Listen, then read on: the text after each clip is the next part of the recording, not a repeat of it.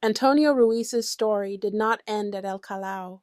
It lived on, whispered through generations, buried beneath silence, and then resurrected by those who refused to forget. His death became a mirror of a much larger truth. The story of an entire people who helped build a nation that later pretended they were never there. From the 16th century onward, Africans were brought across the Atlantic into Buenos Aires and the surrounding provinces, sold into households, plantations, and workshops. Some even pressed into service as soldiers, forced to defend the same system that enslaved them. They carried Argentina's future on their backs long before it had a flag. It was their sweat that fed its fields, and their labor that raised its walls, their music that pulsed through its streets, and their hands that built the wealth others inherited. Yet when the time came for their names to be recorded, the ink turned white. In 1813, the law of freedom of wombs declared that children born to enslaved women would be free. But their mothers remained in bondage, and their fathers continued to fight wars for rulers who never intended to see them as equals.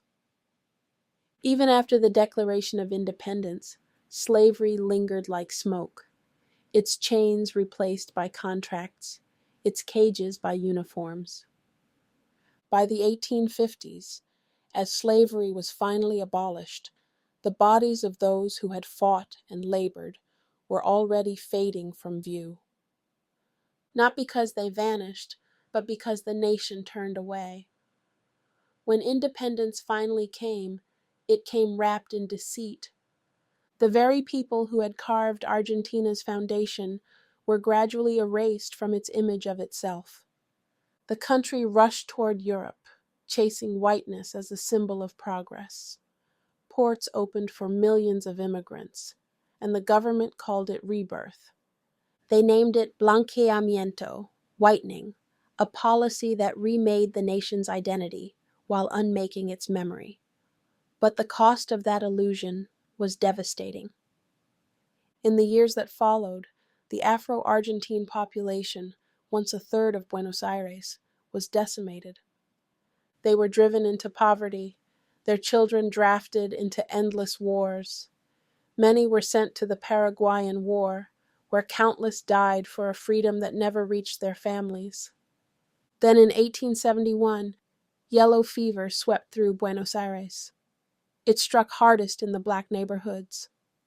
Thousands perished and were buried in mass graves without names, their prayers swallowed by the same city they helped build.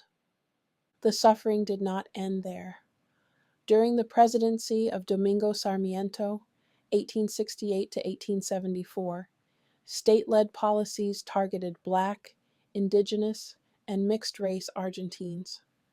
He forced Black men into the military, crowded families into poor districts with no health care, and sanctioned mass executions that wiped out entire communities. What began as neglect became an organized disappearance, a silent genocide buried beneath official progress reports. By 1895, the national census simply omitted Black people entirely, as though they had never existed. It was not just their bodies that were lost. It was their recognition, their songs, their reflection in the mirror of a nation. The same hands that built Argentina's wealth were erased from its story, and the silence that followed was not peace. It was grief disguised as progress. Yet even in that erasure, the divine plan continued. For what humanity buries, Allah revives in His time. Antonio Ruiz, the soldier once renamed El Negro Falucho, became both symbol and warning. White historians retold his death as patriotic loyalty, but Afro-Argentines remembered it differently, as the moment a Black man stood against oppression in all its forms, as the heartbeat of a people who refused to disappear. Through him, they remembered themselves. Through him, they reclaimed what the empire tried to own. He may have died shouting, "Viva Buenos Aires!" But the echo beneath those words was older, deeper. Long live the people who were never meant to disappear. And so, the myth became memory, and the memory became proof. The man once stripped of name, homeland, and identity became a vessel for every soul erased by empire. For in divine justice, nothing righteous dies in vain. Even if the world buried him beneath monuments it did not understand, his story rose again. Through you, through us, through every heart that still believes the silenced can speak. Ruiz's life is not just the story of a soldier. It is a testimony of how divine will works through the forgotten. He represents the countless Africans whose blood fertilized Argentina's soil, whose labor built its wealth, and whose silence shaped its conscience. Every step he took toward death at El Callao carried the weight of those who could not speak. In standing against injustice, he became a reflection of a universal law, that oppression never lasts, and that every soul wronged will one day find its reckoning. Allah says, "So whoever does an atom's weight of good will see it, and whoever does an atom's weight of evil will see it." Quran 99, 7-8. These verses are not confined to believers. They are truths that govern existence itself. They remind us that no injustice, no whip raised in greed, no life stolen in silence, escapes the gaze of the one who witnesses all things. Even when history hides its crimes, the earth remembers where the innocent fell. Through this lens, Antonio Ruiz's stand at El Callao was not an isolated act of bravery. It was a moment written by Allah to expose the arrogance of empires. He may not have known the Creator by name, yet the justice he died for belonged to him. The same divine hand that allowed him to be taken from his homeland guided him to a place where his defiance would echo for centuries. His death became a seed, and today that seed blooms each time a descendant of Africa in Argentina speaks their name aloud without shame. Modern Afro-Argentine movements, Africa Vive, Agrupación Afro-Sango, and others, carry that seed forward. They teach that remembrance itself is resistance, and that telling the truth is an act of worship. Every documentary filmed, every monument restored, and every young voice reclaiming Black identity fulfills a fragment of divine justice. For the Quran reminds us again, and never think that Allah is unaware of what the wrongdoers do. He only delays them for a day when eyes will stare in horror. Quran 14:42. Antonio Ruiz's legacy therefore lives in more than history. It lives in divine accountability. Empires may build monuments to themselves, but only truth stands unweathered. His courage was the spark that proved even the smallest act of conscience can outlast kingdoms.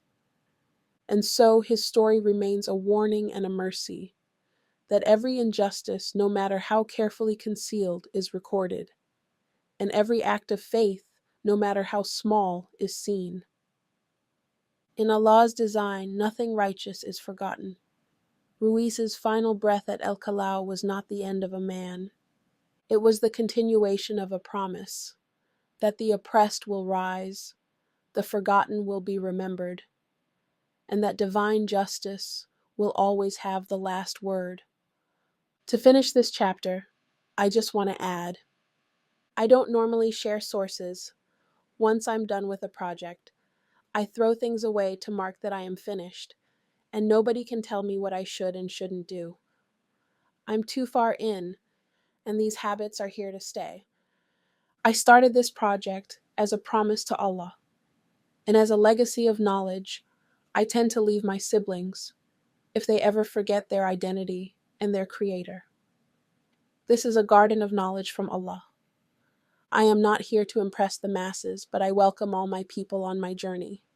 However, I'm so in love with how Allah is teaching me through my own people.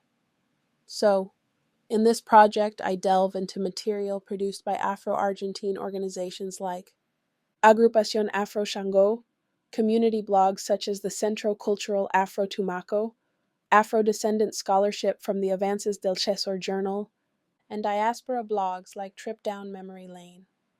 I also review mainstream coverage in Pagina Doce to show growing recognition of Afro-Argentine heritage. Collectively, these sources reveal both the heroism and contested historicity of Feluccio, situate him among other Black patriots, and highlight ongoing activism by groups like Africa Vive to reclaim Afro-Argentine identity.